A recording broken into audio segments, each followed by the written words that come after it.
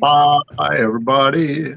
Oh, Cheers. Welcome. Welcome. We are at episode 33. Oh, my. 33. So this is my third 33 episode in as much as a week and a half, I guess, if we're honest, maybe 2 weeks. But we're sailing through the 30s over there. Welcome, everybody. Happy Saturday night. Obviously, from the look of Rick, we have a party.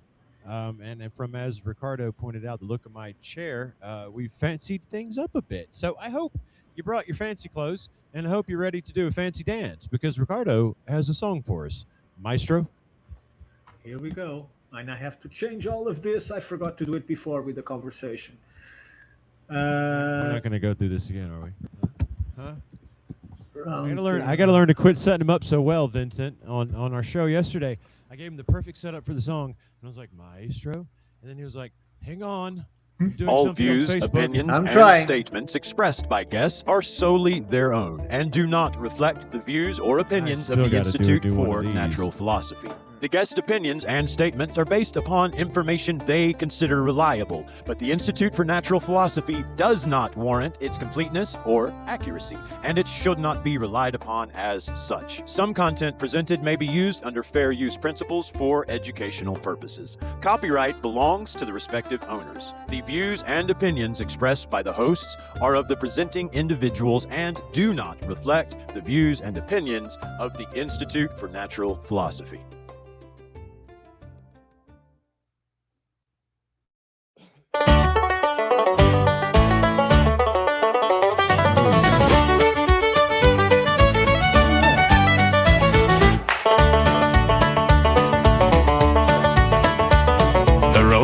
Ever on and on, down from the door where it began. Now far ahead the road has gone, and I must follow if I can, pursuing it with eager feet until it joins some larger way, where many paths and errands meet. And whither then, I cannot say.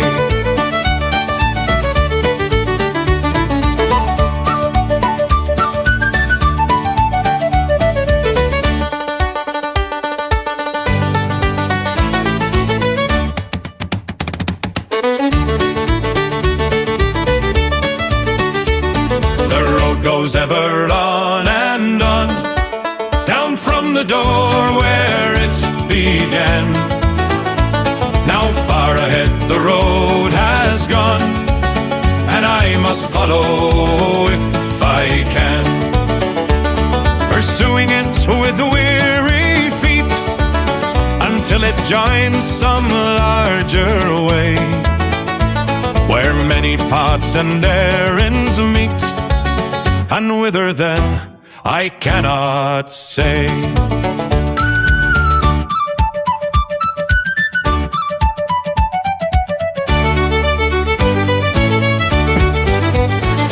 The road goes ever on and on, out from the door where it began.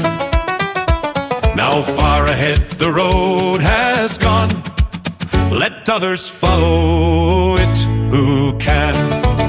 Let them a journey new begin, but I at last with weary feet will turn towards the lighted inn, my evening rest and sleep to meet.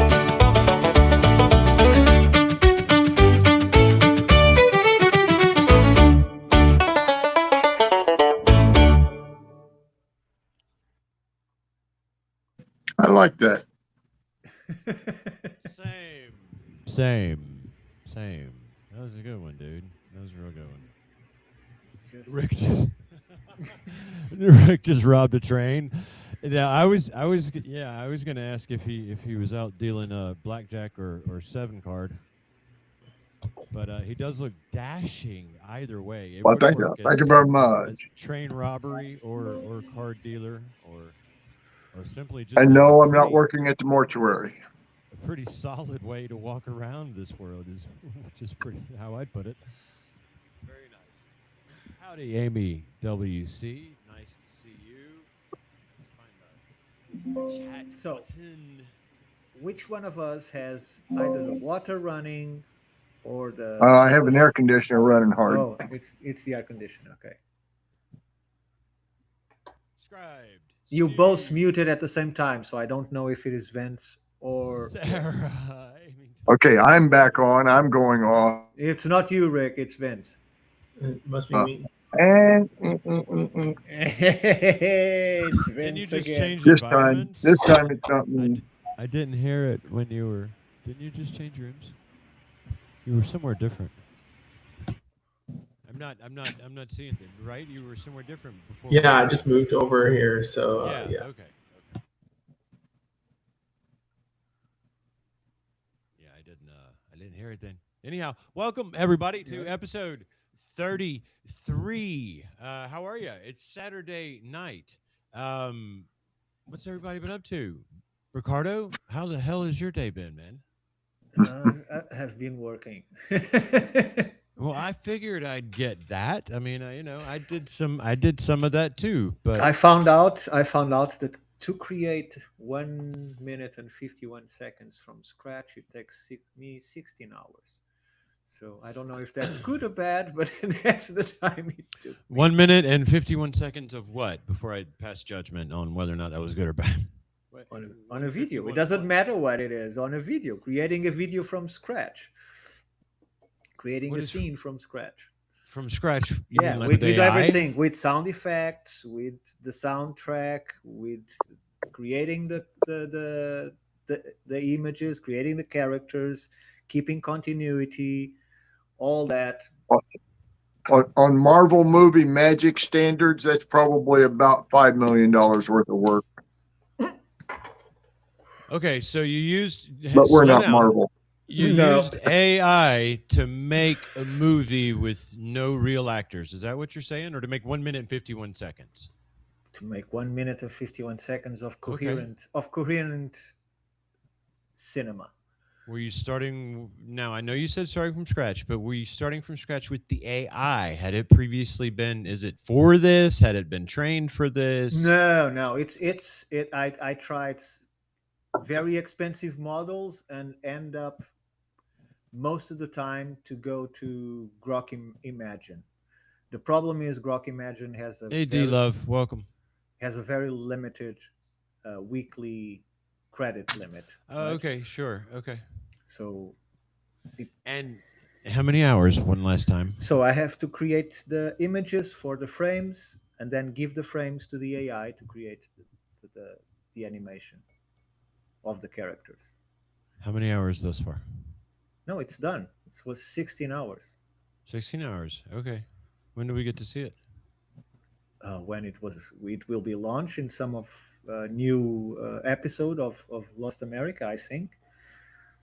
Okay, got it. You have the privilege if you want to see it before. I can show you. But I certainly do, because you've got me genuinely curious now. So I really, really do. But I understand that it can't be public, of course. But yeah, when we can arrange it later on, I would indeed. Thank you. So that's Thank what you I've for been the doing. offer. Rick, how are you, man? You look like you're am pretty well. good. You're I'm dapper. tired. You're dashing. You got Guinness in hand. Now I have Guinness in hand. I have Guinness on hand. Yeah, I worked 4 hours today.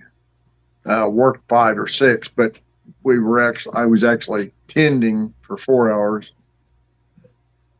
And this was a generous group of people celebrating somebody's life with alcohol. Nice. So, but it's a long drive over there, and our rivers are, I don't know if you've seen the news about Indiana, but Indiana rivers are torrents, tearing up bridges and such, torrents. Really? We had a 17.5-inch rain in 3 days, which if you're in Fort Lauderdale, that's just another Tuesday. But in Indiana, it's a whole different story. It's another Tuesday. We are not made to handle that kind of stuff. It's wild everywhere. I saw a video today of lightning that, man, it was insane. It was sort of almost like steady plasma outburst. But anyway, it was from Tampa, and somebody said, "Hey, this is every day in Tampa," and then somebody reposted with, "Bro, every day at 3 p.m. on the money." This. It looks very supernatural, and the same thing. I was privileged enough to spend much of let's see, what it's Tuesday evening with some family members who are spread to the winds, Florida, Virginia, Tennessee. And they all grew up in, well, 4 of the 5 grew up in Fort Lauderdale. So when I say that it's just another Tuesday with 17 inches of rain, I can think of many times in Fort Lauderdale that they got 17 or 19 inches of rain in a day. And then the next day, you can't tell it. But around here, 17 inches of rain means that it's a 1,000-year flood. Yeah. So, Rick, apparently you and Scribed, if you're looking at your chat there in front of you, but Thoth, as we call him, you're in the same state. Indianan, or he's cool. Indianan. Hi, Hoosier. Indianian? Is that how you say it? Yeah. Hoosier. Call us Hoosiers. Hoosier, Indian. Now, once upon a time, that was a denigration, but now nobody knows what it meant. So, what was Hoosier? Yeah. So, Rick, we don't know where it came from. Oh, yeah, that's Carmel, Indiana. Oh, that's nearby where you're at. No, that's 100 miles from me. Well, no, actually, I guess it's 75 miles from me. Oh, but okay. yeah. Oh wow. That is my river, however. Yeah. West Fork of the White River. That's wild. And that's a thick bridge. It's not an old metal bridge or anything. No, it's a recent construction. It's less than 40 years old. Now it's going to be brand new all over again. Carmel was that? It's like they kind of have been putting a lot of money into it, right? Like recently, so there's a lot of new shit around there from my very recent education. I can't hear you, Jason. Okay, don't worry about it. Hi. So yeah, that seems wild, but I can see what you mean by the rivers coming out of the banks. Yeah, I took US 50 from, well, Davies County into Knox County. And that bridge is not underwater, but there is a log jam on the upriver side that is bigger than most houses. Whoa. So, don't know what's going to happen. I have seen water across the road there, and it could happen with this event, depending on how well it's managed further upriver. Because there are a number of reservoirs that they can use to absorb or let loose some of the water and kind of affect the crest levels.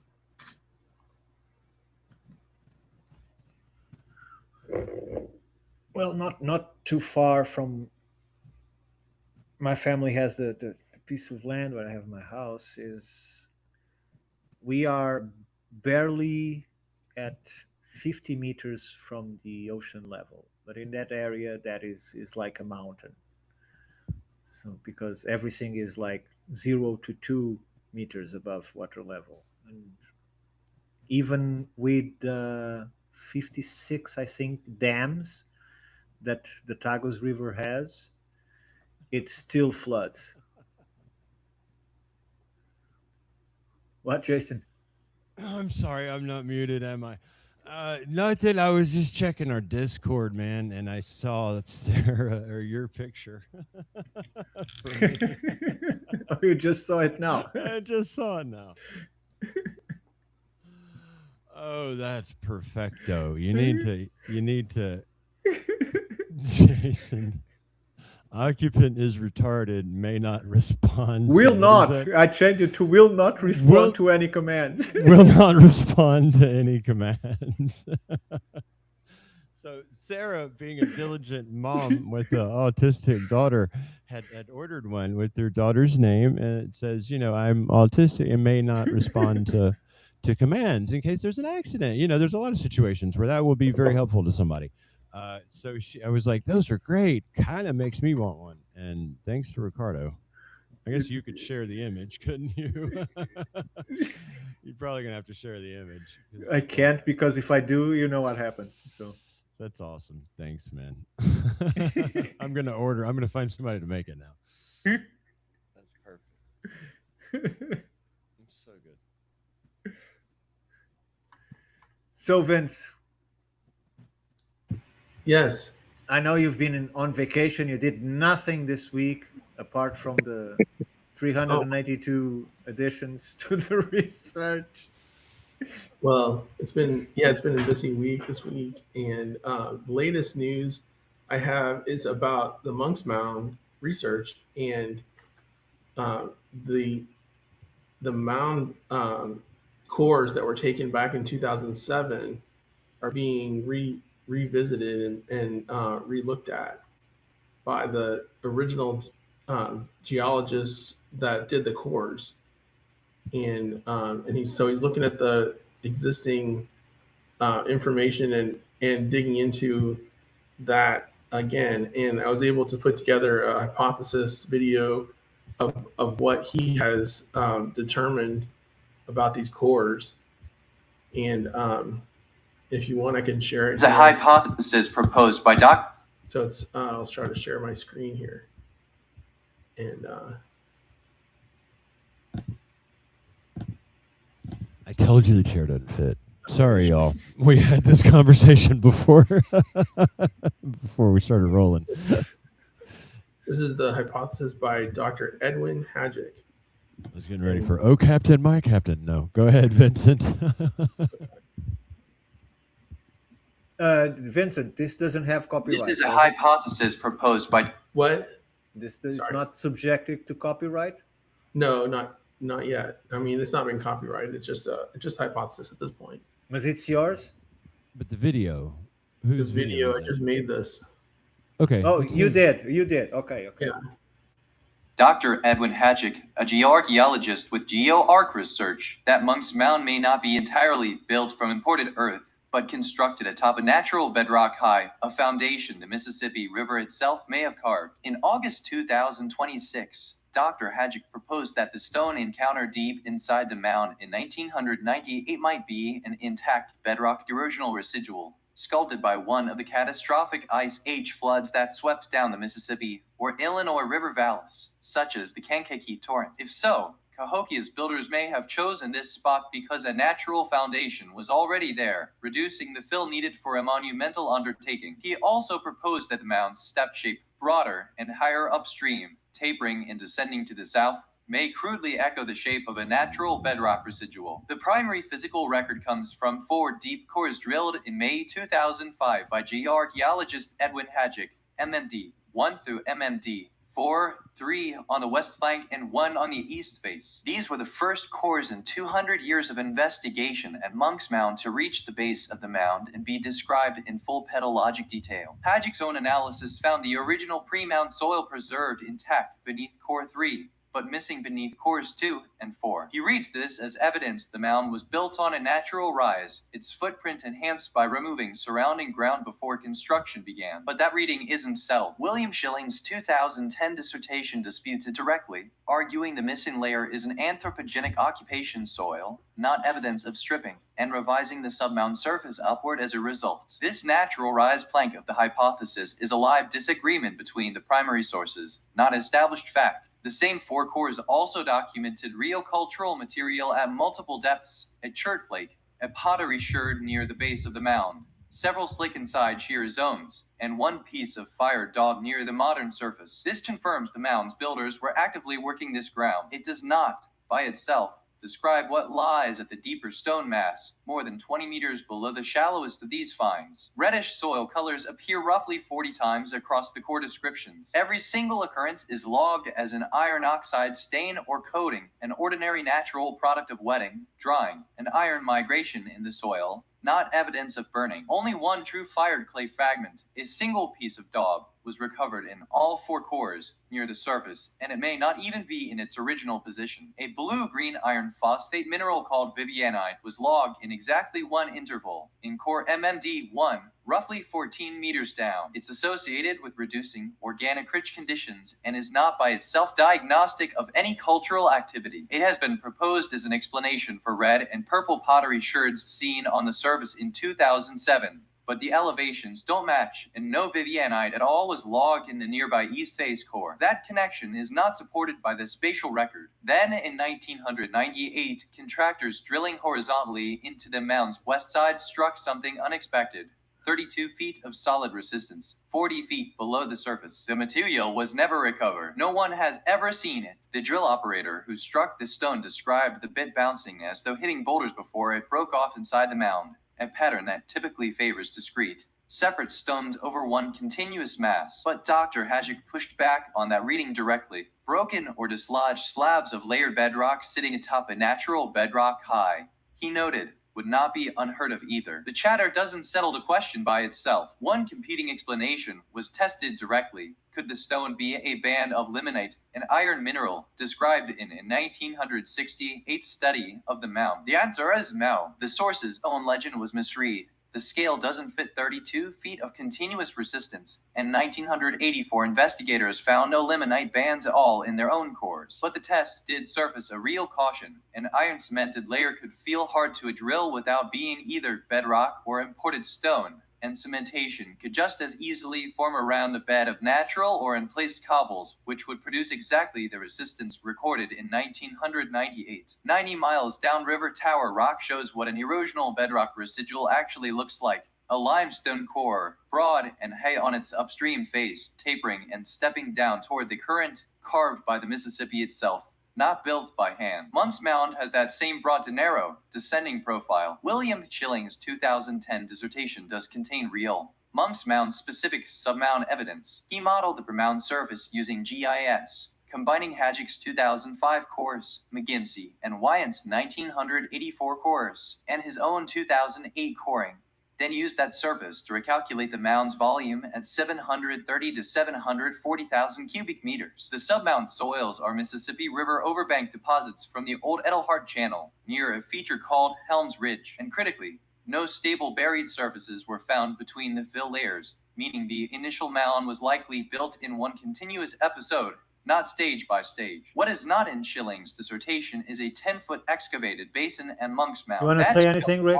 Powell Mound is separate earthwork at Cahokia and should not be cited as evidence here. The broader documentary record shows the 2007 stabilization work proceeded under a no adverse effect concurrence from the State Historic Preservation Office without a dedicated archaeological permit, and Illinois records show no additional federal historic preservation review beyond that concurrence. The one regulatory thread still open is a record's duration requirement under state code, which may be the best remaining path to locating any surviving 1998 drilling documentation. Put together, this is Dr. Edwin Hadjic's hypothesis, not a settled finding, that Monks Mound may rest on a natural bedrock high, shaped by ancient floodwaters, modified rather than manufactured, confirming it still requires the original 1998 drilling log, direct examination of the stone itself, and site-specific bedrock elevation data. Credit for the hypothesis belongs to Dr. Hadjic. The evidentiary review is Barrow's research.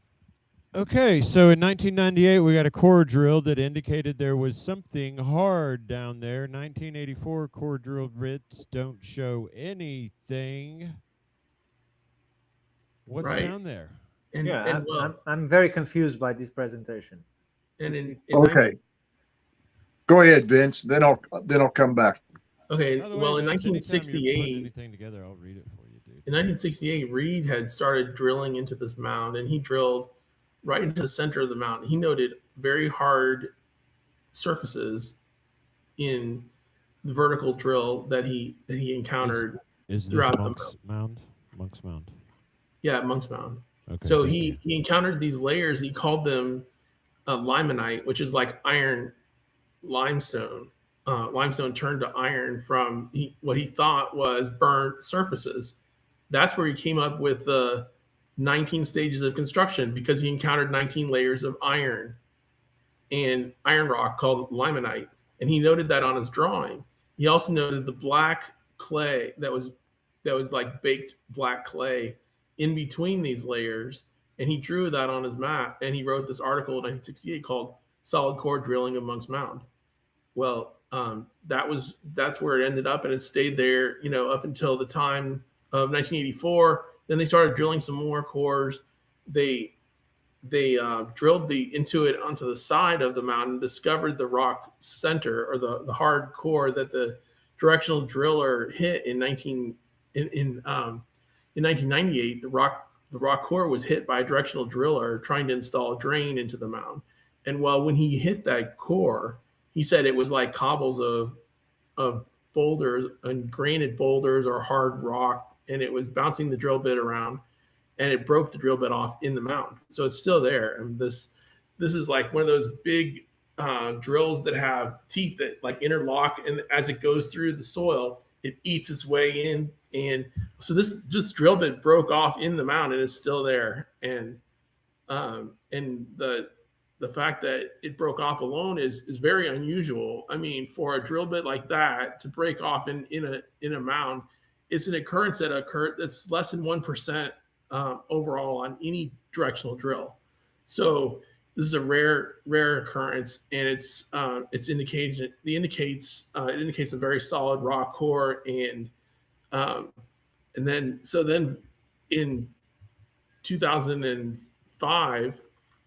Ed Hadjic started drilling cores into the mound, and he drilled 4 cores that, like we talked about before. That's where he found the Vivianite, and he drilled in areas where it looked like hollow chambers. There was airspace or voids. Those were the areas where they started digging at. Were those areas near the depth where the stone or the limonite had been hit by the other dig? Well, this mound is so big. It's like there's these layers extend across the entire surface. I understand. What I have in my head is you showed me that little dolomite, or whatever you call the structure that you were positing could be there, the natural made structure. What I'm wondering, because many people have echoed the same, is if there was some sort of more intentional human stone structure that was the heart of this thing, if that fits any of this evidence. Okay, this is where I'll jump in, because we need to clarify that the horizontal drilling was not core drilling. It was trying to make a hole. The vertical drilling was core drilling, where he brought up samples and could identify stuff. Right. What any of them drug out in the horizontal drilling was not core drilling, but they brought out mud that was all ground up and probably had no context that was useful for archaeology. However, these guys know bit too, right? They lost but these guys are used to doing this with their drill bits. They're also not used to losing their drill bits. Right. Someone had probably told him that it was all soil in there, so he used a bit that would eat up soil. Sure. And he left a bit that couldn't eat up stone. Now, having said that, he described cobbles or small slabs. Those are important phrases for this context. Cobbles could be fill, small slabs even could be fill, but probably neither of them are natural stone, living stone monuments or mountains or bluffs or anything, because they don't come into small pieces. They come in one big rock. And he would know if he had hit one big rock. So I am not convinced that there was a natural piece of stone sticking up there in that floodplain. Right. However, when I raised my hand earlier, it was because the phrase that preceded my hand raise was, all the soil was deposited in a very short time. Which is what I've said for as long as Vince and I have been talking about this. That's right. And Rick identified that early on, like, how long did this take? And Rick noticed there wasn't any grass or erosion between layers. It was a single construction effort that it proceeded so quickly that it didn't have a chance to rain or have erosion. Before many people had speculated that they came every year and put more dirt on it until it got so big they couldn't carry dirt up it anymore. But that is not in evidence of what we see there. Right. Even when we cut big excavations into the site of it, we don't see evidence of that. And you're very, I know you're not on what the audience sees, but for some reason in Riverside, for me, you're very blurry. So I didn't see you raise your hand. So if anybody else sees Vincent, I mean, Rick. No, I did. Okay. That's why I said if he wanted to speak. If you notice. Yeah, so it's interesting that Ed Hadjick now is getting involved, and he said he would review the literature, and he's digging into this with his geotechnical group as well. And but he proposed this theory or possibility that it's natural formation and just built or modified on later on. And like Rick said, I don't think so. I mean, this has been cored over and over again, and on all the cores, it showed every layer having man-made basket fill or man-made modification, something that could not have been applied by or done by nature. Or even materials that don't belong there. Right. All Lots of it. And they did this intentionally to try to prove or disprove the theory of man-made versus natural monument.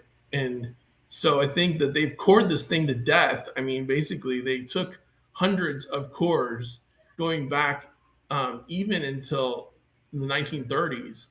And they did them in the, Reed did them in the 60s, and they did them in the 80s and 90s. But it's still being brought up by, Ed Hadjick today that, hey, this could be natural. I mean, he's actually saying, well, what if it wasn't?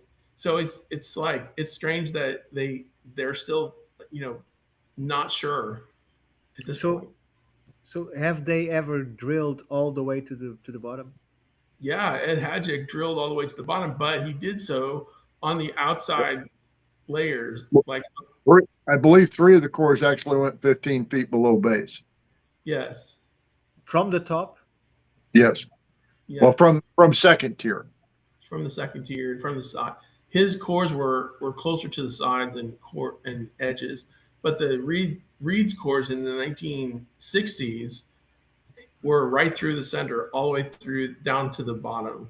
And they confirmed cores, right, cored to death. It was basically mutilated and completely cored. And they found all layers had evidence of human work or human engineering, and including the cores that reach below the base of the mound. Yeah. Yes. So where do we stand at this point? So at this point, I'm waiting on. Man-made, done in one go, but it's Earth. We have abandoned any idea that it might have a stone structure beneath it. No. Well, no, we have not abandoned that. Ed Hadjick is saying that today, as of today, he's like, well, what if this is natural here, guys? Like, he's like, I don't think he remembered about this, because he said he was fired up and he wanted to do some more research about this. And I think maybe he forgot about his work on the site, because I mean, he's the one that cored this thing, but it was over 20 years ago. And so he wouldn't forget. He's doing some research now, though, to try to determine what his position is. And I mean, you saw on his note today, he was saying, well, this could be a natural occurrence that's modified. And I don't know the gentleman, but is this an attempt to take and use grant money to do research? Because he already did this. Obviously, any scientist, not even more still the very own that did it, would look to the past data in order to be able to compare it with the data that he would get now. He would not omit all the previous data, right? Yeah, and I mean, he just needs to look at the article from 1968 by Reed, and the one, like Steve will just posted an article about Monks Mound being built in only 20 years. I mean, these articles, all the data shows that it was man-made, and they disproved the natural philosophy or natural theory of the mound being a natural occurrence. It's been confirmed to be man-made for all these years, and then just today, like I said, but you might be onto something. Maybe he's like, well, maybe if he goes after this from a new perspective, like saying, well, we're not sure. Maybe he'll get a grant and try to study it more and drill into it more. It's very strange, and it's any researcher not using his past data in order to compare it with whatever new things come. It's very strange. Yeah. Unless he's saying that all that data is fabricated, right? But he's not even mentioning it. Yeah, it's like I said, it's almost as though he forgot about all the past data and starting from scratch completely. Even though the article I have provides all the past data included in there, and it includes the 1968 article and all of his cores that he took before. So we'll just see. I mean, we'll see what happens. But yeah, it's kind of surprising that, I mean, to me, that someone would still say that this thing could be a natural core that was then, modified later on. So it's interesting. So indigenous people don't want to be related with it. Yeah. The preservation park doesn't know what to do with it. And the academics now are fighting to understand if it is natural or man-made, which is absolutely ridiculous from my perspective. Because it's inserted in a context. It's inserted in a place that has other things. It's not isolated. There's hundreds of mounds there all around it. It's always been the central pyramid of this. If we're talking about Pilot Mound, okay, it's isolated, right? It's natural. Might have been work, but it's natural because it's isolated. There's nothing else there. But in here, it's inserted in a context of archaeological context. And we know that the indigenous people were there and were using it. So I don't understand why all this reluctance from all sides and now trying to make it natural. I don't understand it. There is something there that I'm not grasping right now. Yeah. It was really surprising to me too. And I mean, it is true that there are natural outcrops like we saw, but this is not one of them. I mean, it's a man-made mound. How many mounds are in there that are related to Monks Mound? Yeah, the site alone has over 100. Yeah, and there were 300 or maybe 500 more across the river in St. Louis. Sure. Now let's go to things that escape natural existing structures. Does it have alignments? Yes. Oh, absolutely. So there's terrestrial and celestial. Yes. Correct. Magnetic alignment. There's cemeteries built on the first terrace. This was, heavily occupied all through the duration of the French, and even there's evidence of, like I mentioned, the archaic dog burial found on the top of the mound being the earliest occupation. On top of the mound. On the very top. Yes. But archaic. And this is where it gets really interesting, because the archaic period was, 1,800 years before the Mississippian period? Yes. Right. At least 1,800 years. Right. So for the whether they dug up an entire burial of a dog and put it on top of the mound, or somehow moved a burial on top of this mound, or the mound is a whole lot older than we thought. That one is really weird.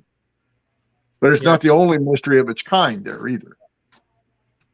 That's right. There were boat stones found on the mound. There were archaic boat stones. You said boat stone is like a banner stone or an allital counterbalance weight.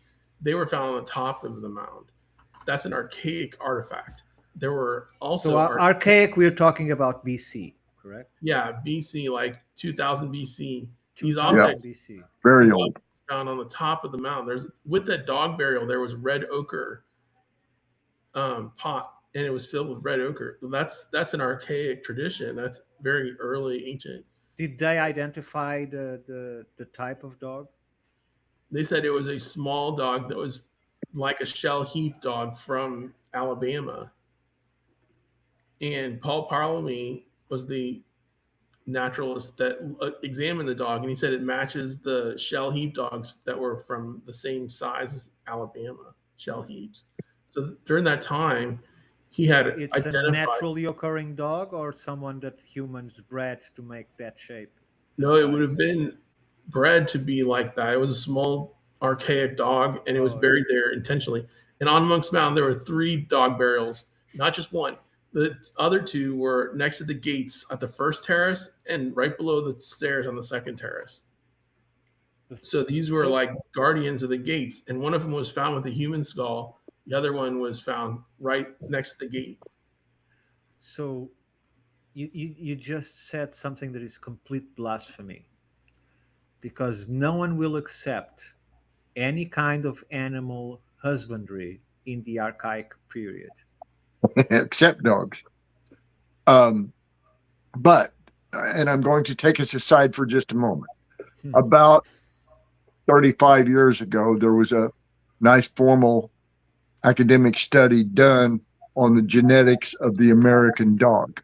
When I say American dog, notice I didn't say Native American dog, the American dog, which had its own lineage long before the Europeans ever got here. Its average weight was 40 pounds.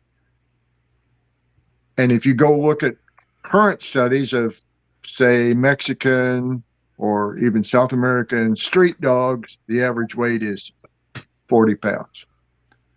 We don't call that a small dog anymore.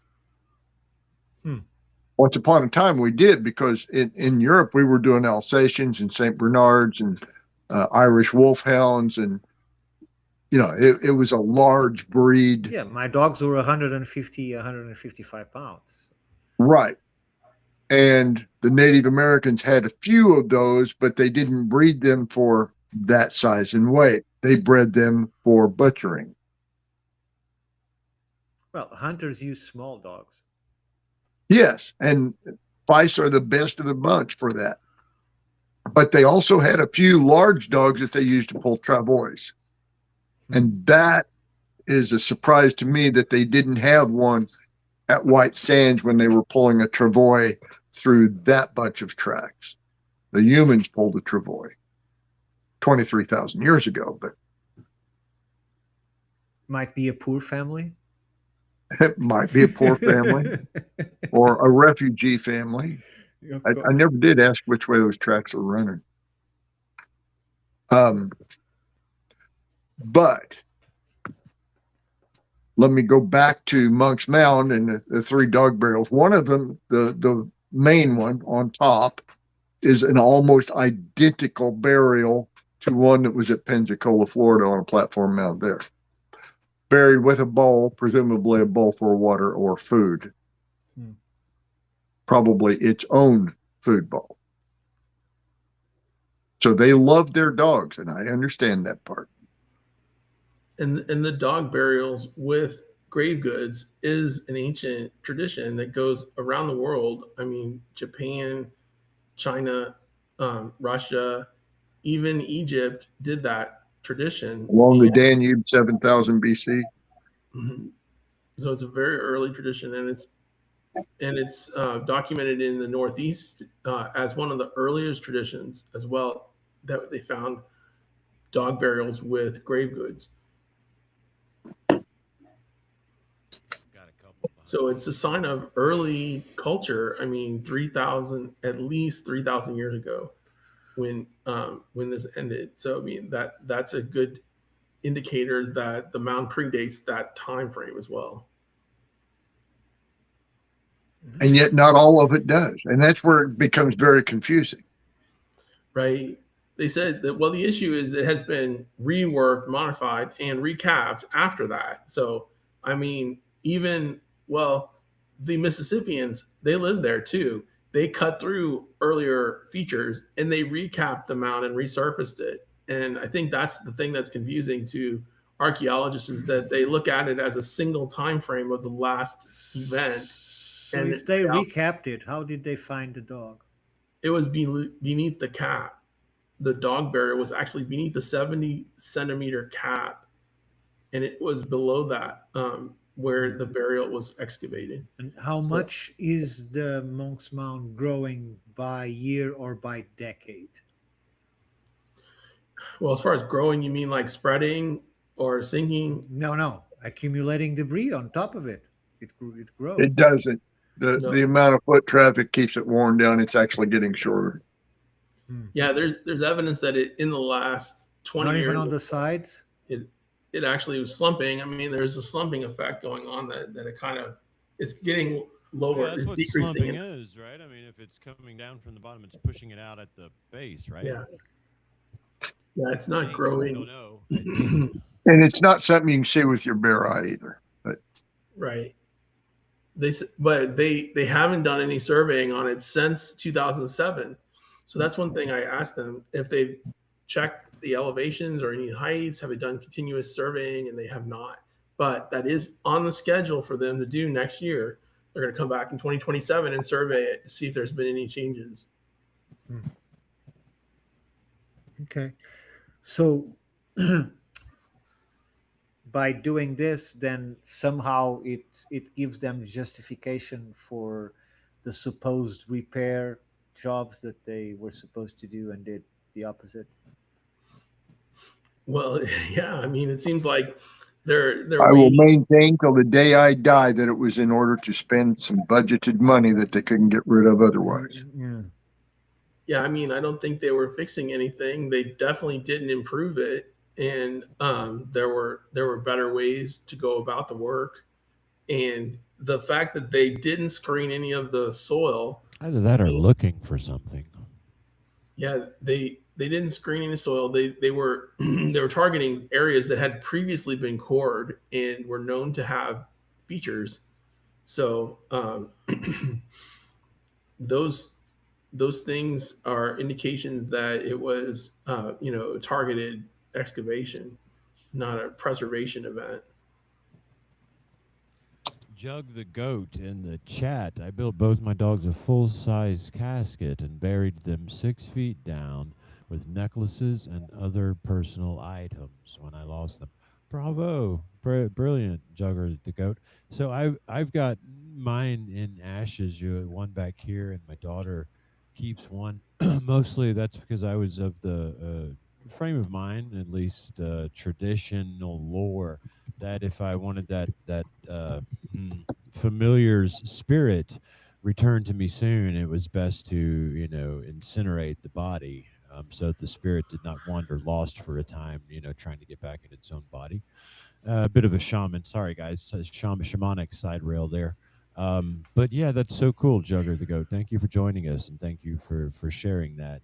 We appreciate any tending to these things we call pets, but we often have the conversation that pets is almost a bad word for the relationships we have with these sidekicks of ours. So thanks for joining and commenting. Yeah, they're family, even when they are actually retarded. Not as we'll make fun of Jason, but mine is actually once in a while they're the smartest member of the family. Not. She doesn't have everything in it. Often Jacob doesn't either. He's got just the right amount. It's pretty cool, He's got just the right amount so that you're in the wild. It's like he's good. He's a guard dog. He's on his own. He can do all the things you want a dog to do in the woods. But then he's also just got just enough of that do every day's new. That's rules. What did I learn yesterday? Labrador kind of about him, which is nice. That actually keeps him pretty kind of out of some trouble he could get into if he were more like those, like Luna, my German Shepherd. Those the intelligence there is you might as well have had a 14-year-old. Yeah. Well, my three previous dogs were absolutely magnificent in every way, and they were weighing like almost 80 kilos, so it's above 160 pounds. But this one, the new one, she's smaller. She's probably 120 pounds, 110, something like that. And she doesn't know the difference between being friendly and being extremely aggressive. The barking and the snarling are exactly the same. So people think she's very aggressive, and sometimes she is. We don't even know. Because there's no difference. And the only way she's all right being with you, she has to have some piece of you in her mouth. Either the hand or the arm. She has to be grabbing. She doesn't know to show affection any other way. I had an Irish setter like that. She has to be biting you very gently, right? Yeah. But she's not submissive. If some threshold is passed, like we want to see or take a tick or something, she will go for you. She doesn't understand. She's not all there. She's my neighbor taken very, very small from her parents, who were both as mean as they can be, because they are actual guard dogs on a field of a big field of sheep, and they are very mean dogs, both father and mother. So she has been taken very. She was still taking. Well, I don't know. You need to be a working dog. That's what they have to do. Yes. But she doesn't know how to do it very well. Well, she doesn't have sheep. Well, the other ones, dude. The other ones will work in pack. He needs a flock to guard. Well, last time we had a snake passing in front of the door. Speaking of animals, and I called her to come and help me with the snake, and she came, look at the snake, look at me, and said, "Fuck that, dude! That cricket over there is much more interesting."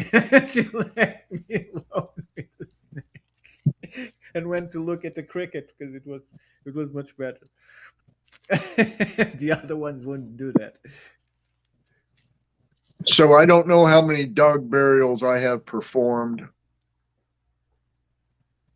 Pretty sure every one of them involved tears, but the size of the dog on top of near the top of Monks Mound would make it about the size of a feist.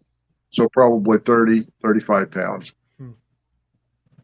And these were, today, that breed is a treeing breed. So raccoons, possums, squirrels, anything that you can drive up a tree, that breed will do it and let you know that it has done so. And they make great pets. Dogs are very intelligent too. So. Yeah. But the tradition of burying their animals with the animal's own goods is pretty telling as a society, in my opinion. Definitely not Muslim. I see your point. Jacob was just going to town on cardboard. I heard him coughing, and I'm like, "What's that?" And I go up there, man, and there's a couple of acres of cardboard all over the ground. See, just enough.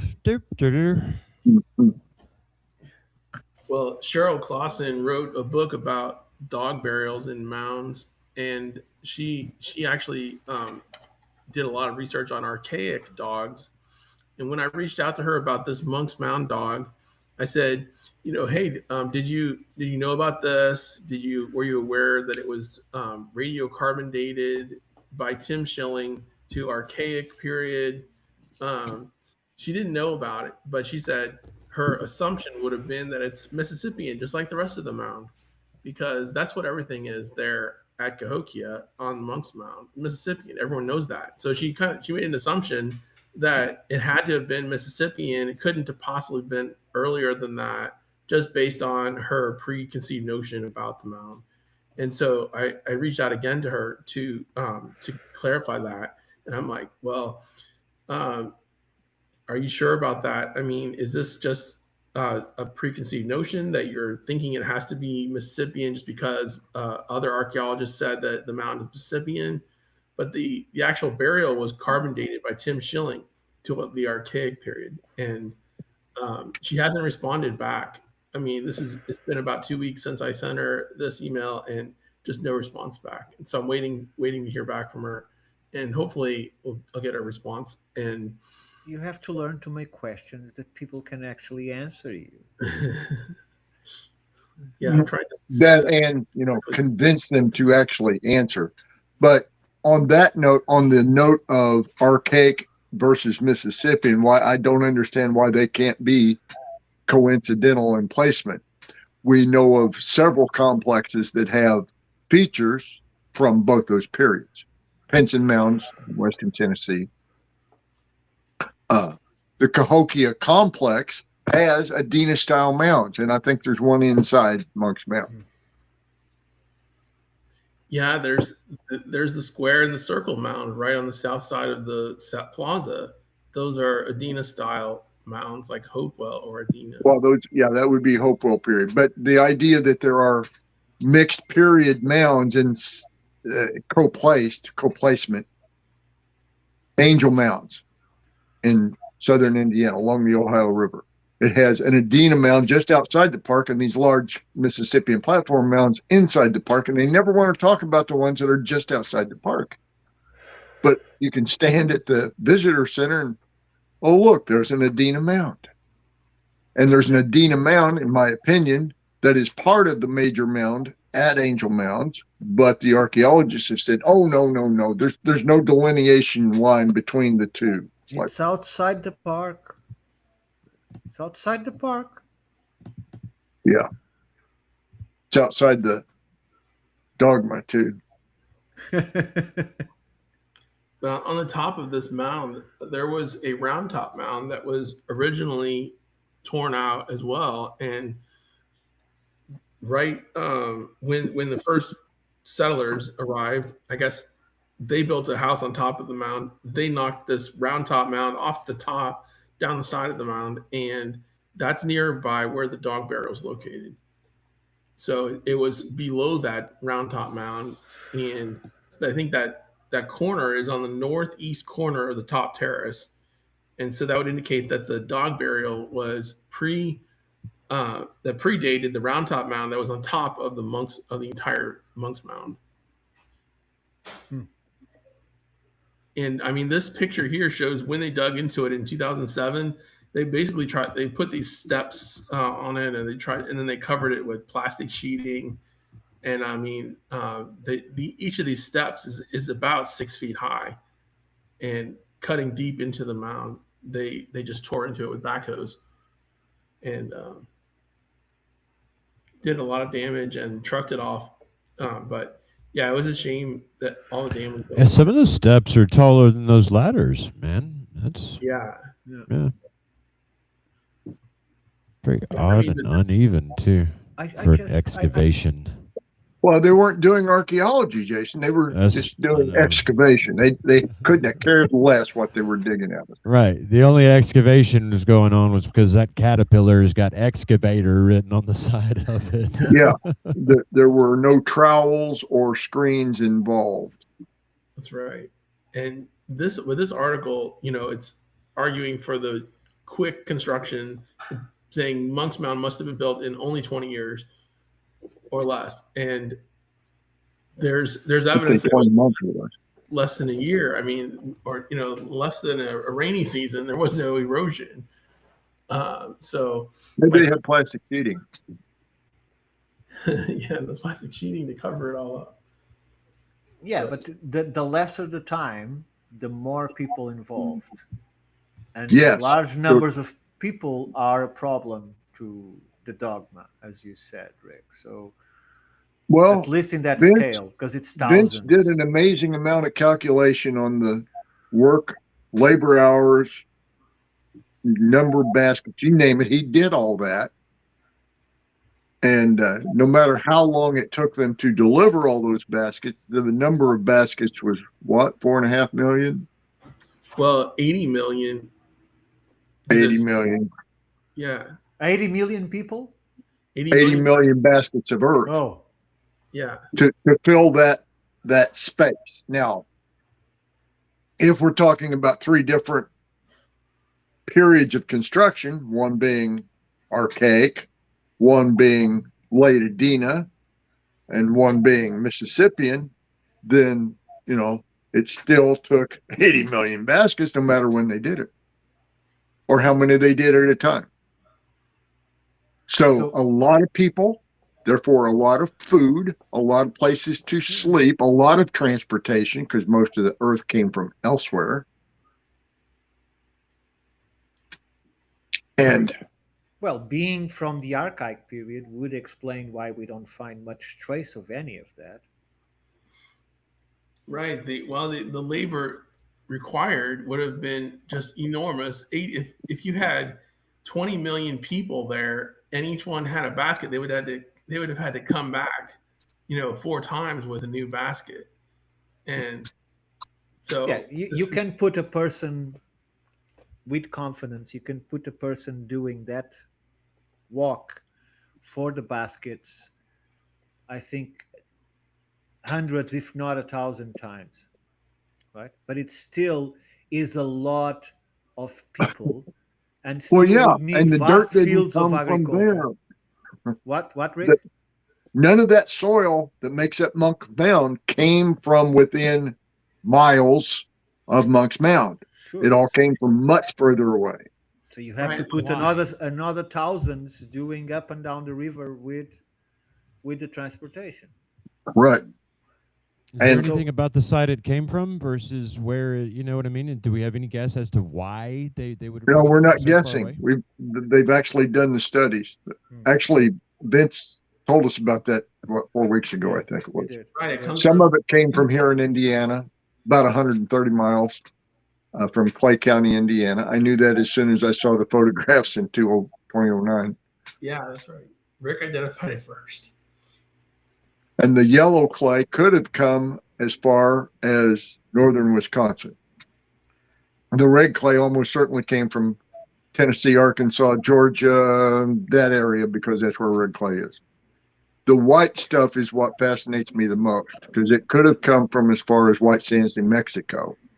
And I don't know, there are other places. There's a gypsum deposit here, just 10, 12 miles from me right here, that could have made white soil, but it would have had to have been artificially made white to still be clay. Not beyond their capabilities, however. Yeah, so we should. I don't remember what you told me though about why. Why would they have brought like the red from Indiana? Like, what was it sacred to them, or? Well, my contention is it was probably tribute. Yeah, tribute, like they're tributing this to the mound as part of their land. They're bringing their land as the tribute from their land. And they are telling the polity, or whoever's running the polity, that yes, we are your subjects or your citizens or whatever our status is, and here is our donation to your great monument. Yeah, it all makes sense, and the parts fit together very well with legends of the earth diver and earth maker, and even Anishinaabe tribal legend Nanabojo had created the earth by bringing it up from the primordial waters and then making it hard into earth. So they have these tribal legends that tie in very well with what they were doing. So if you take the footprint of Monks Mound at, what did we come up with? 14 acres? 16, yeah. 16 acres. That is about the right footprint for a small palisaded redoubt. Someplace to go hole up during an attack. If that's what it was at first, then that would predate our known redoubts, our known palisade, which always come along, according to all the Hopewell archaeology, they came around about the 1st century and 4th century AD. There was a vast assemblage of them that were 1st century, and then they were repaired or new ones built in the 4th century AD. Nobody knows why, but I'm pretty sure they were scared of warfare. Just a take. Yeah, and I think the palisade itself may have been made from the rafts that came down with the soil to build their wall around the city and then protect the city. They had 3 different walls around that city. Right, they actually made 4 at one point. They kept on building walls around the city over and over again, and these walls would have been not only defensive, but they served to show the class boundary. But Vince, did you find, or Rick, have you find, or do we have any evidence of vast agricultural fields, of high concentration of habitations or the remains of the habitations? Do you have any sign for that around Monks Mound? Because they wouldn't be on top of Monks Mound; they would be around it. Actually, there was evidence of habitation on Monks Mound, but it was the elites. What you're talking about is the people who did everything. And what the archaeologists will admit to is 50 to 100,000 people. But what the labor shows is orders of magnitude more than that. Right, like millions of people. And I mean, there's evidence throughout the American bottom of archaic habitation. They made cornfields. Even before that, they had squash and beans. There was a lot of farming going on. And I think the corn came later in the time frame. They had things like chenopodium or, goosefoot. Yeah, goosefoot is one, and those were agricultural crops that dated to the archaic period as well. So they found evidence of these growing. And they were still using them even after they had maize because they didn't trust maize, and it's hard on your teeth. Right. So, but there's evidence in Illinois that these were archaic crops as well, and they were being grown agriculturally at least in 2000 BC. So I think that's a good sign that archaic habitation was widespread in Illinois and included these crops. Yeah, because you have, for thousands, you have at least 100 people that works exclusively on making food. Then you have people that exclusively hunt, people that exclusively treat clothes, that do the gathering of wood, make projectile points, everything. Build housing, make blankets. That had to have been a big one. At least by 1300 AD, that had to have been a big one. So the problem here that was on the minimum. So that was a hot time. Never mind. But the thing is, the problem seems to be at a minimum that it shows highly civilizational behavior, division of labor, organization, societal organization, practical mathematics, tiers of society, classes, hierarchies, civilization.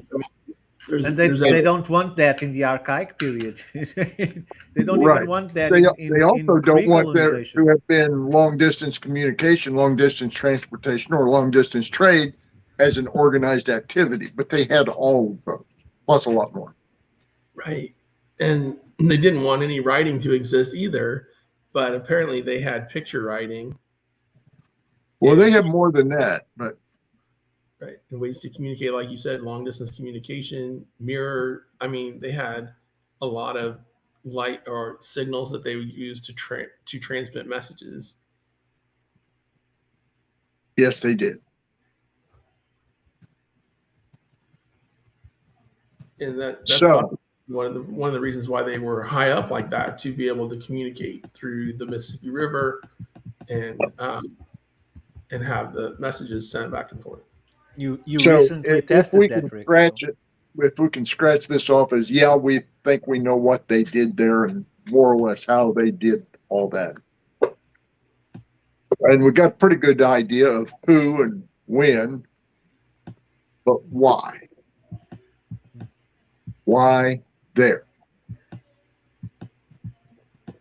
Right. It was, I mean, it was fertile grounds around, river. Why? Fertile grounds, river. Yes, the river bottom was extremely fertile, but it probably was not fertile enough to feed 1 million people. And it was like a highway confluence of the Mississippi, Missouri, and Illinois River. And I mean, the Missouri and Illinois and Mississippi are close to where the Ohio River flows in. So I think that they had this locked down as a hub of communication and navigation. So Vince, have you done a paleo-environmental study about the area to know how fertile it would be at that point in time? Well, the area was very fertile from the alluvial floodplain, and it was known to be great farmland. They would farm corn there. I mean, it's one of the greatest corn harvesting lands around, and because it still is. I mean, it's a great farmland for any crops. But I know that there was a lot of evidence for farming. They would find plowed fields, and I mean, there's sign that they used hoe blades. I mean, the Cahokia hoe blades were used for plowing the fields, which are a common agricultural implement that were found throughout the site. So you're saying that they had agricultural implements in the archaic period? Yes. Yeah, they did. Absolutely. And they used scapulas from bison as well to use for plowing and farming the fields. Is this described in any accepted academic paper or no? Yes, I mean it is. It's if you look up the Osage, I know the Osage tribe from Iowa into North Dakota using the same type of agricultural implements as Cahokia. I mean, it's a well-known. And as far south as southern Arkansas. Yeah. Including the bison scapula. So why are they still described as hunter-gatherers? Because no one in academia wants them to be sophisticated and civilized. That would ruin the dark. I understand that, but even new people that have graduated and recently, they don't graduate if they bring this up. They not only they never heard it, when they read it, they discard it because look, it's saying this here and that there. Exactly. And that there. They will not cross that boundary because their predecessors have said, "Thou shalt not." Yeah, I mean, look at this. This is something I just pulled up. It says bison scapula hoe blade. Native Americans made tools from the bones of bison and other large animals for thousands of years, with slight modification of the scapula, the shoulder blade, and bison or made as strong and efficient digging tools. Native Americans began gardening around 81, and this tool came into more extensive use. So they're saying this happened after the birth of Jesus Christ, but they're not acknowledging before that time frame. So just when he was 1 year old, they started using this, and this tool came into more extensive use. Hoes and many others, ranging from cultivating corn, squash, and beans. The scapula hoe was an important native way of life for the Pawnee up until the late 19th century. So, I mean, this is just an example, but these were definitely used for many thousands of years.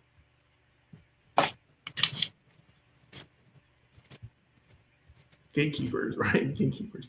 Well, I mean, they're keeping the knowledge as it's there, as though it is like they're gatekeepers, that they don't typically let this knowledge out or let people know about it, but it's been widespread, the traditions and the farming, and I mean these hoe blades and even bison scapula were in use for widespread distances and times. Let's look at, as an example, let's look at the tools that were used 7,500 years ago to remove copper from the pits in Michigan. Yeah. Slotted hammerstones made of granite, very uniform in size, weight, material, use, and hundreds of thousands of them are around some of the pits up there. But these were not sophisticated people. But most of those hammers, they say, were for mining. Well, they were. The ones up there were for mining. But if they were made, let me put it this way. Before 7,500 years ago, they were used to bust mastodon and mammoth bones to get the marrow out of those huge bones. Yes, to smash the bones. I see what you're saying. Yeah. And the edge, and they're sharp. I don't know if you've ever run across any. If they're not too busted up, they still have a sharp edge on them, which is why they called them axes or tomahawks. Well, those that I saw, I was with you. Okay. Yeah. And some of them were too big to give more than 3 strokes with it because they're too. Oh, yeah. 18 pounds is a lot to use all day long, but some of them weigh that. I've seen hammerstones or tomahawks that large down here where there is no copper. There's not even any stone on the ground where you find most of them, or in the ground for that matter. They did find a few hammerstones 8 miles from here in Oolitic, where the best sandstone in pretty much all the Hornblende, Indiana bluestone, if you want to call it that, was mined, quarried. Projectile plate. But the hammerstones are pretty localized, right? Because, for instance, Jason hasn't found any yet, for instance, on his area. Well, they're found pretty much all over the continent, aren't they, Vince? Yeah, you can find them. Yeah, man. You can find them there too, hammerstones? You can find them on almost any continent with variations in style. Yeah. Yeah, I mean, hammerstones, I've heard. Sorry, I'm having to keep getting up, guys. My daughters are here this weekend, so hi, daughter. Apologies. Yeah, there you go. I heard a theory that hammerstones or nutting stones were used for chipping and knapping, like where they would take an arrowhead and make those pits in the nutting stone by chipping away at the arrowhead. And it's an interesting theory, but the pecked pits that are often found, there's good evidence that they were used for. They're created by making arrowheads or knapping the arrowheads. Yes, but they're also, in addition to using fire and ice, basically getting it real hot and throwing cold water on it to fracture the stone face, then they would use the hammer stones to do the finer separation. Yeah.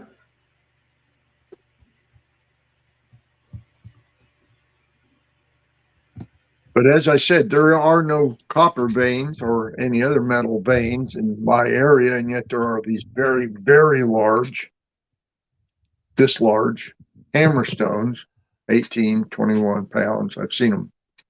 I've hefted them. I don't want to heft them all day long. Ricardo, you keep covering your mouth to eat and forgetting that you got mute on too. Yeah. I'm just taking some almonds. I know you're eating. Say, why are you hiding it? We know you're eating. You feel guilty? You're not supposed to be eating almonds. Don't hide, just drink up. I think that if they weren't ceremonial when they are that big, which would be some kind of special ceremonial use too, to pick up, but they would be used to crack, break, or do something that required a lot of strength. Well, or they were used intermittently and sparingly, but they were made for a specific purpose. And my contention is that marrow that they retrieved from those bones, whether it was from bison or deer or mammoth or bears, that particular marrow, the fat that is in marrow, when you render it out and turn it into candles, those candles don't make soot. So it's more or less like we have different size knives in the kitchen. They would have different size Yeah. stones. And I found hammerstones that were this big. Actually, I should say my dad found one that was this big. He found it in Michigan, though, Grayling, Michigan, while he was in the National Guard, hunkered down in a ranch. Vince, you don't happen to have any banner stones that we can see, right? So people know why we're talking about banner stones or hammerstones. Hammerstones. Hammerstones. Oh, no, not readily available. But the hammerstone, I mean, I could bring up a picture of it, but usually it's like a pitted stone that, or something that would be used for creating chips or taking chips out of other rocks. Yeah, hammering on it. But some of them are made of quartzite or harder material like granite. Another idea would be the different sizes, to place them where the rock is cracked and then hit them with other stuff to make. You mean like a wedge? Yeah, Use them like as a wedge. Yeah. It's not impossible. And that would explain a little bit about why they are so messed up, particularly around the copper mines in Michigan. Because the fracture patterns on them up there are like that they broke while they were being driven. However, that type of break can be reworked, but they didn't. So I don't know what's up with that. Yeah, that's interesting that they didn't reuse it, right? Well, maybe they were just on a schedule. Or just use them until they worked. And use them until they're broke, and then go get some new ones because the boss is going to pay for them anyway. And do we know? We know of in current terms, but here's some. I typed in hammerstone to the Smithsonian website, and this one came up, a cobble hammerstone. And I mean, it's got a scale here. It just kind of shows just the stone itself. I think this is the part that would be like the matati, or the part where they hammered on the stone. So there aren't a lot that are pictured on the website. This is really the only. There's only two of them on here that the hammerstones show up. Just a round stone that was used. See anything that has the dark icon shows the picture. What it lists as tomahawks or axes. Yeah, and seeing from this perspective, it's not what you were thinking. No. You're thinking more about the oblong thing with the lines around it. Yeah. Yes. Grooved hammerstone. It's specific. With a groove and just before the top, and then a flat top. Yeah. Well, let me see if I can find that. I think that's more of a maul or a grooved. That would make sense. You have that. You picked it up. It's hard, but you can pick it up and put it on the crack, right? And then you can hang it down until it cracks the wall and exposes the copper. Yeah.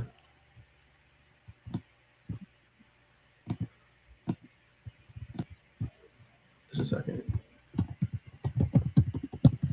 So Steve says the link he has there has great pics. I know, I got it.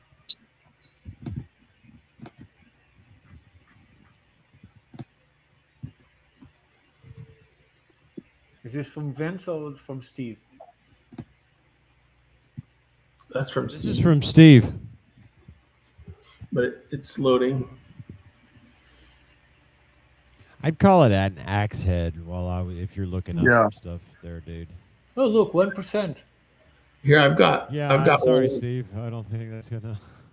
Oh, that's gonna take some time. 3, 4. I don't believe that there aren't. Just with a Google search, doesn't appear. Hammerstone.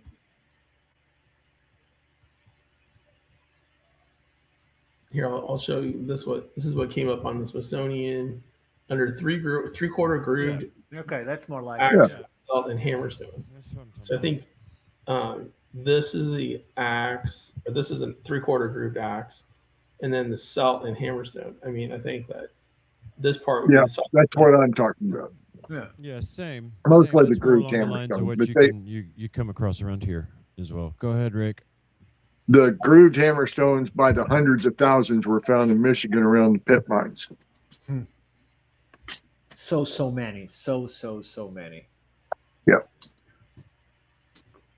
But the style changes, but the idea is ubiquitous around the world in that time frame.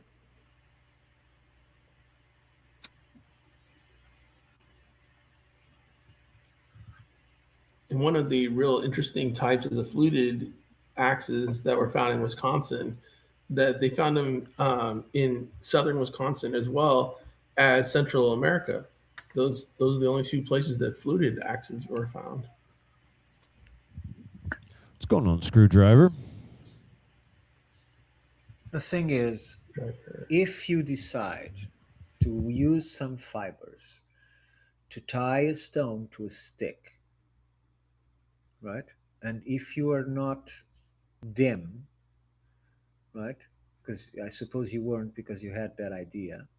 Then you look at the stone and think, I can make this stone be much more adapted to this kind of job, right? So you work the stone, so you won't have just a stone tied to a stick. You start making the stone into a shape, right? And you go and perfect it, right?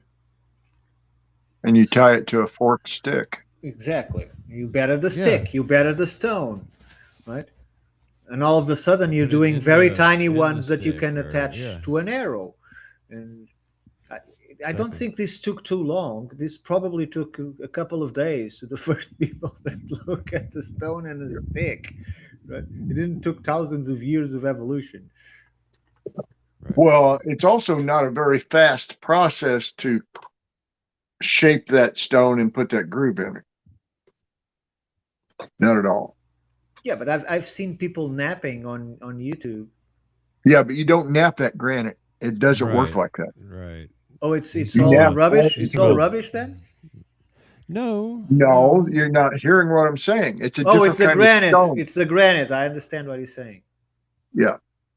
Yeah, napping isn't hard for chert or flint or a few other glass. Glass is great. Obsidian, absolutely wonderful. Granite, not at all. Right. Just got to chunks off if it comes off.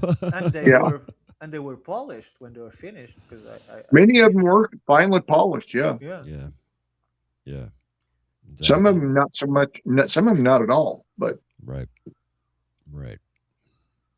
When you find the finely polished ones, I tend to think maybe there was a ceremonial function with those. But when you find the really rough ones, no, they were breaking things. Right. It could have been almost a status thing, right, man? Like if everybody in the village has to have a knife because they actually use a knife, and you're the head guy in the village, whether you actually go out and use that knife or not, you're going to have the nicest one no matter what. Yeah. Exactly. Yeah.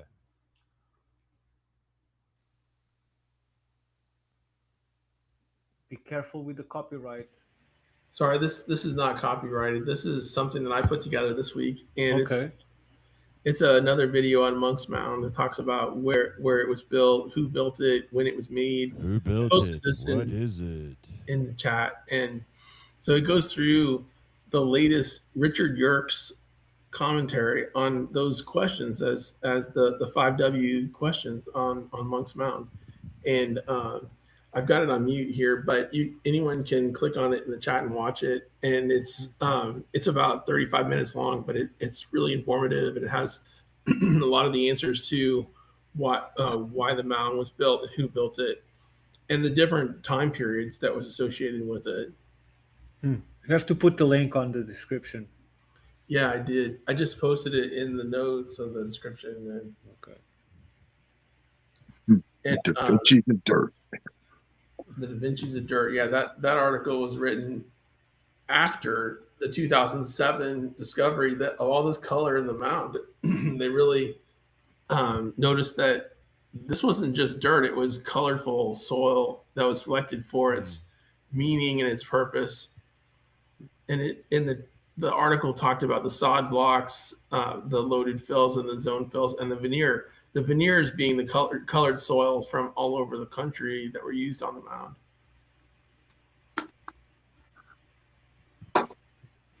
And so, yeah, I really encourage everyone to check that out. It's in the chat. Thank you, Vince. Thank you. As always, excellent work. It is. Absolutely. All right. We're at an hour and a half. Anybody have anything else? Want to go down? Yeah, actually holes? I do. Okay. It's all rabbit holes.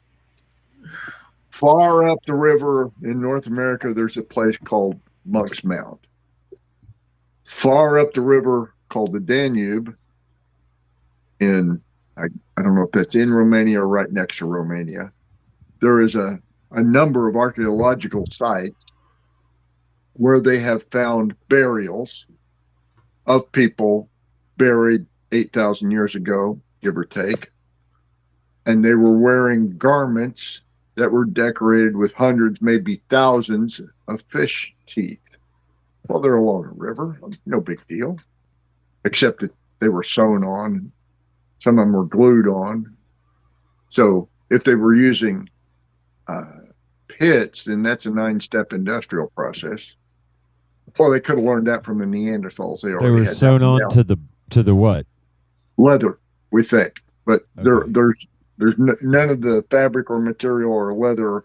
None of that's left. We're just finding the hard parts. Oh, you just had me worried they were sewing it onto the bodies for a second. So well, we'll come back to Mississippian for that one. But in addition to the fish teeth, there were marine shells in the burials. And they were arranged in straight lines, somehow relational to the skeletal remains, although the skeletal remains are a little bit scattered 8,000 years later. But the marine shells were not at the mouth of that river at the time that they were transported to these burial sites. So they came from much further away. Don't know where, but the Black Sea was filled in about then, and it would have taken probably 1,000 years or so for these different gastropods to migrate into the Black Sea. So we have a big mystery on that. The riverine peoples traded very long distance for very strange things. Anyway, what else you got, Vince? So it's another. Go ahead. Yeah, this week I heard back about the Garden Creek site and some feedback regarding the 1776 time frame. There was a pension file that was completed in by one of the soldiers associated with Rutherford, who says he burnt the site down in 1776.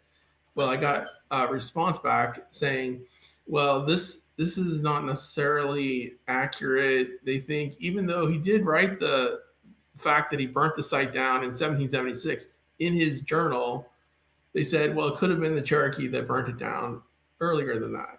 And maybe he just forgot the name of the river or the site. Maybe he was confused. But the historian said they think it's possible also the Cherokee burnt the site down. He didn't dispute the fact that it hadn't been burnt down, but he said, even though the soldier wrote it that he burnt it down, it could have been the Cherokee instead that burnt it. So anyway, that's kind of interesting. And September 4th is the anniversary of the burning. Basically, when they said they burnt it down 250 years ago, on September 4th would be the 250th anniversary of that burning. Anniversary? Why? It was burned as a celebration. It was not. Not a celebration. This is just a centennial, or a 250 years ago. This is when it happened. On September 4th, 1776, is when we know that the Garden Creek site was burnt down according to the Rutherford expedition, and the reason was that they were. Why would the Cherokee burn their own place down? They wouldn't. They wouldn't. I mean, it was their longhouses. They lived there for many thousands of years. They wouldn't have burned it down. I think the reason why it's being said this is like they don't want to. Let's put it in context, okay? In 1776, the United States, it wasn't even the United States, the American colonies were protesting the British law that forbade the Americans from crossing those mountains and taking land. So they were trying to get the Cherokee out of the way. Yeah, that's right. They're trying to get the Cherokee out of the way. They're doing everything they could to annihilate them. And this was one of the places that they burnt down in the process of that. So it's not a celebration. It's just a centennial. It's a Memorial Day. It's a Memorial Day. Memorial Day, right? It's a violent event that happened on September 4th, 1776. Now, I'm going to segue back to the Danube for just a moment because I left out a very important thing about the river people. The river people of the Danube 8,000 years ago shared DNA with the people of the Mississippi, period. And you found that on a paper, actually on a paper? It is. I'll get you the link, but I don't have it right here. I'm kind of restricted on my ability to go get stuff.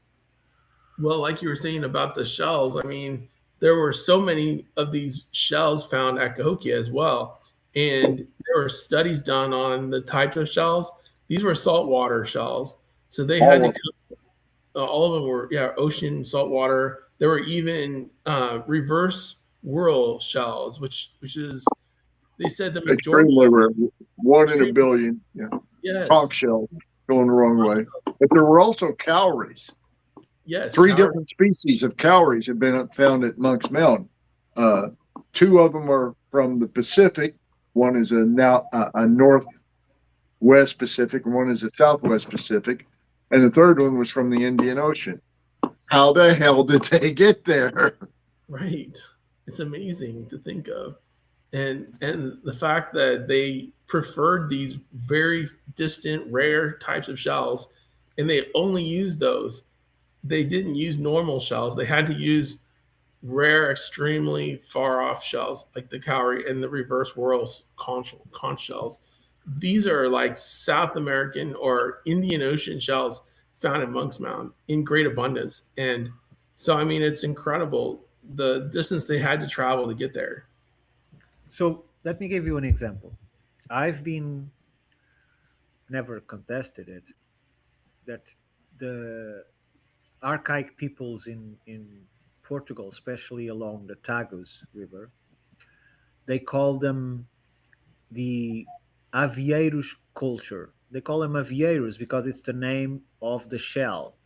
It's an avia, so they call them the Avieiros, right? So there is, what they find is like thousands and thousands and thousands of shells in the layers, like 2,000, 4,000, 6,000, 8,000 BC. They found lots and lots of these shells.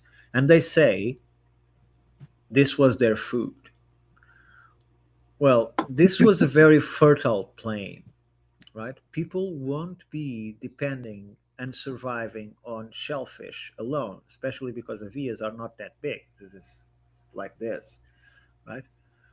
So after hearing all this about shells in the indigenous cultures and everywhere else, I now start to question, why are all of these communities processing shellfish?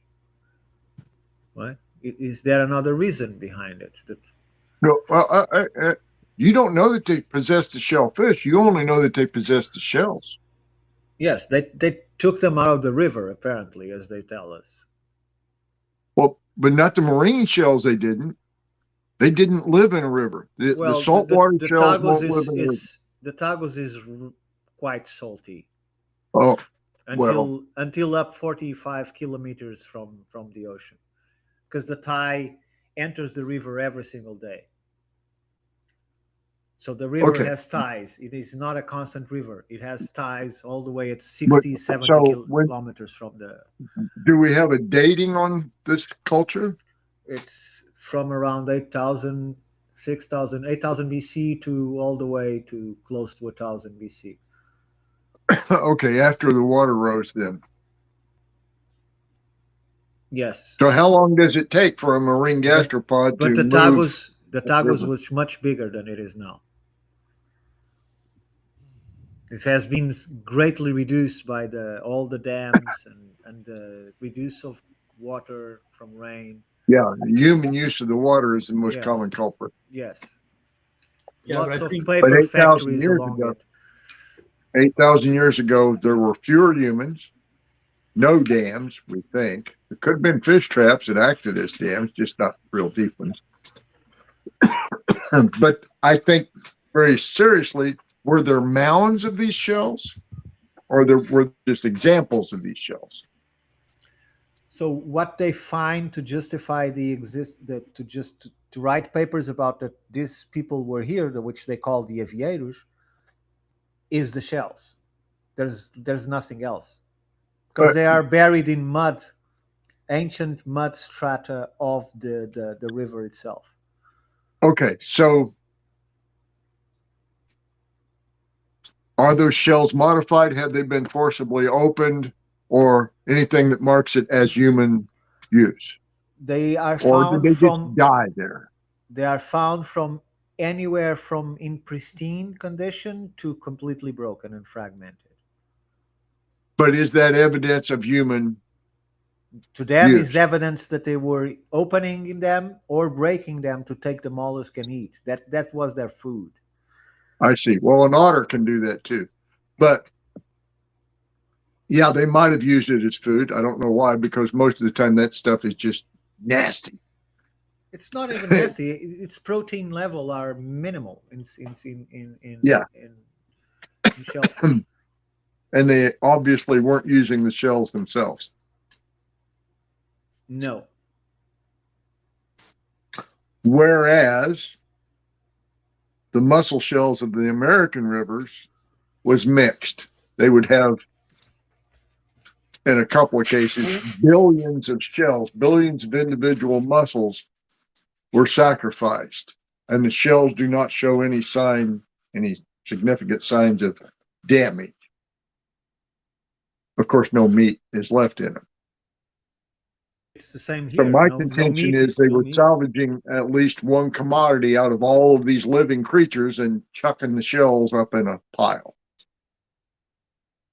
There are two possibilities. They were eating the meat, which I doubt because, well, it just isn't that good. Or they were using some other part of that animal and harvesting it for a different purpose. For instance, purple dye. Yeah. Which we know that the Native Americans used some, but they didn't use nearly as much as they got out of these billions or trillions of mussel shells that are piled up along all of the rivers.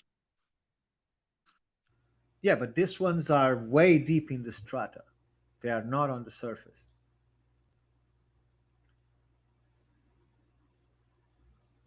Okay. So they name a culture because they found a shell. It's what they found is the shells. They call them the avieiros because that's what they find is the shells. There's no palisades. There is no housing. There's nothing. Just hundreds, thousands and thousands of shell material in a restricted area. Yeah, it's really interesting. I wonder if they have that capability of making dyes, like purple dye. Is this a Murex type of species or aviator? No. Nope. It's like a fan.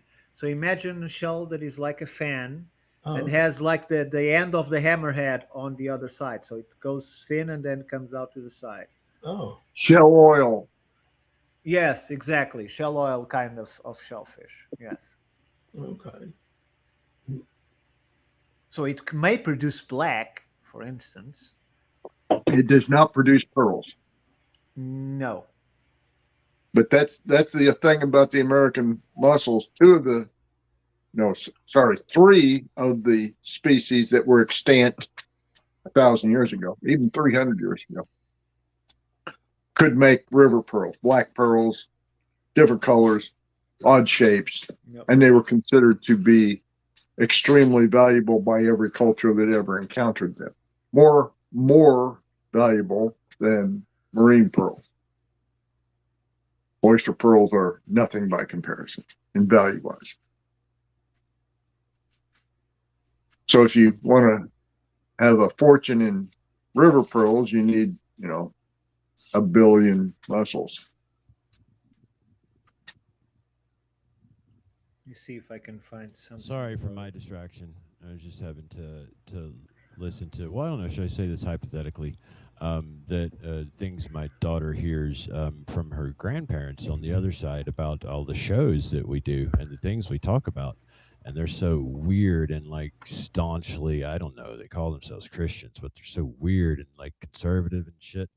But anyway, they were like, she told me they were making fun of me at dinner because of something I was talking about with Ricardo, and we were talking about myths from around the world and shit. So sorry for my distraction, but I was having to talk and explain, give her some ammo to fire back at those retards, which is also a direct violation of any court or judge orders. I would hope anybody that's watching this to further make fun of me to my children would please realize that you just further completed your inability to be able to hang on to them any longer. Thanks. Sorry to get personal, guys. Well, I had a conversation this week with a young earther, but a young what? A young earther. Young earther, yeah, it's something along those lines, man. It is. It's almost a young like earther that, who is not a flat earther. Right. He's talking about like this hyper religious Ricardo that, just the earth is 4,800 years old. Yeah. Yeah, it's bad. But then when you put a child in the middle of it, is what? It's fucking evil. They believe that the earth is 4,800 years old according to the Old Testament. Oh, that's the 6,000-year-old from the line. Yeah, pick a number. Yeah. Yeah. Bunch of fucking morons is what they are. Sorry, I've got personal shit attached now.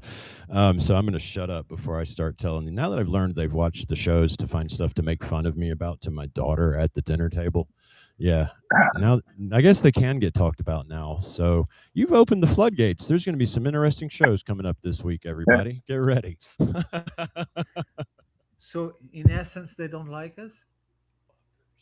No, dude. What? They don't. They don't. No, not at all. Oh. Bastards. God bless them. God bless them. Bless their hearts. Lord bless them and keep them. Lord bless them and keep them within your bosom of 6 feet under forever and ever. Amen. Okay, so what I got after it denied itself 3 times that there were no cultures looking for shells, I had to say specifically, I'm talking about prehistory, not 19th, 20th century extraction. And then it suddenly says late Mesolithic, roughly 8,500 to 8,200 before present. This is one of the best known and most significant period for the lower Tagus. Large shell middens, concheros, formed along tributaries of the lower Tagus, particularly the Mouge, and the Mouge is exactly where my closest point from the. So there are building shell mounds. We call them mid mounds here, but yeah, shell mounds. Okay, so they were doing this. So around 6,000 BC, 665. So I think you used the word Kachina in there. Concheros, because it's conchas that comes. It's the shell for the Portuguese name is conchas, so it's concheros. Okay, so it's not a conch shell, but they're using that word. Yeah. So there's a place in Florida called up to 5 meters thick. Well, yeah, the mounds. Yeah, that's actually a small one by American standards. I drove past one today that used to be 35 meters high. Ooh. Yeah. It was cut down and used as fill for railroads and bridges and roads. But Kachina is a type of, we'll call it concrete. It's not really, but it's a type of concretion material used by the Spanish at St. Augustine to build their fortress. You know, a star fort, by the way. And have you ever been there, Jason? I have when I was much younger. Yeah. So did you see the cannonballs that were still stuck in the stuff? Yes, I do remember. It's so like, this it's concrete, like sponge, when you shoot it with a sort of. cannonball, it doesn't break. It just sucks it in and holds on to it. So it's made of Kachina, which is those shells. It's shells, not necessarily the same shells they have in Portugal, but the conch shells and 100 other clams and cowries and everything that they've got in Florida, because they weren't nearly as picky there. But they took the shell mounds that were along the beach near St. Augustine, cooked it a little, turned it into Kachina, almost concrete. And it's amazing stuff when it comes to absorbing cannonballs. Yeah. But those mollusks shell is a rather big shell, right? Well, it's that they used everything. They just shoveled everything into the kiln and baked it. So it's not all one kind of shell. Because I've been looking for the name of the species that make these 5 meter tall mounds with tens of meters wide, 5 meters tall. So it's enormous. Not as big as what you said, but it's enormous. And the two species are so small because we still use them today. They are so small. It's the peppery furrow shell. If Vince can look up this peppery furrow shell, and the common cockle. In English, that's what they call. So it's a very flat thing, very thin, and the other that's a lot of work for a tiny piece of meat. It's so small. So small, so tasty though. I mean, I guess it's more like the batter if you fry it. Thanks for the thought there, Thoth. Sounds like a portrait real gaze. Yeah, but it wouldn't. Sure. They wouldn't survive. They could eat pounds. No, but if they were along a river, they also had fish. They also had water mammals and water birds. So it was probably a significant part of their diet, but it wasn't the only thing they ate. On a very, very fertile plain. Yeah. With very fertile land to grow food. Well, but when you're talking 8,000 years ago, they weren't farmers. Not yet. Okay. Yeah, they were hunter-gatherers, so they were, they were so gatherers they could organize parties to take care just of mollusks. Well, yeah, but they also there were ibex and all kinds of mammals that lived there then, including aurochs. You know, they had the 1-ton cow alive at that time. Well, ours aren't too far from that. Well, no, that's a pretty big one, but our fighting bulls are 550 kilos, 450. Right, so they're 1,200 pounds. Then that's the fighting bulls, because the cows are larger. The cows can go up to 800 kilos, right? So they are not that far away. Let me see if these types of mollusks can produce any kind of ink. What's that Steve's got there? A formula? Balanced formula of 4 simple ingredients, equal parts burnt shell, lime, sand, water, and whole seashells. Yeah, I think the ink is the key because they were making these into dye or ink for their clothing. And probably for sale. Yes, for trading. I can. Okay, neither of them produce ink or any usable dye or pigment segregation of that kind. Because they are bivalves and not shellfish. Yeah, the bivalves don't do it so much, but they usually attribute it in the Eastern Med. They attribute it to a species of snail. There are actually 3 species that have it, but not in quantity. The 3 species in North America that could produce ink could produce, no matter how big the shell was, it could produce about 2 microliters of ink per individual specimen. That's not enough to make the head of a pen. That's why it took billions of these things to get a small vial of dye. Yeah, reminds me of the hummingbird jackets in South America. Man, how long and how many birds? They say that the vast shell accumulation are overwhelmingly food refuse. What is food refuse? Midden. It's the waste. The shells are what they threw away. But that's speculation because they weren't there watching them. And also, they haven't collected enough human remains or human refuse to know what they were eating. Yeah, but then they say other shells, mainly small gastropods such as Theodoxus fluvialis, appear as personal ornaments, beads, and red ochre is attested as a pigment in burial contexts. But those bivalves weren't put into burial context. They were just thrown into a pile on the beach. They still have these types of shells there in less quantity.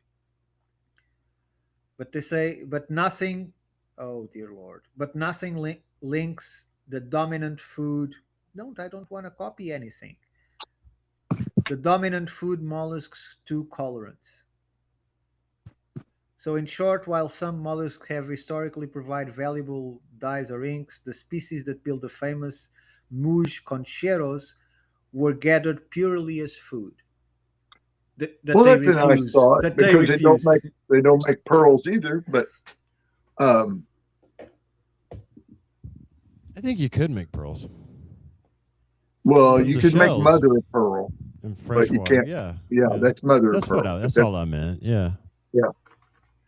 But to use a tiny shell like that, especially the cockles, but the English had a nursery rhyme, cockles and mussels, but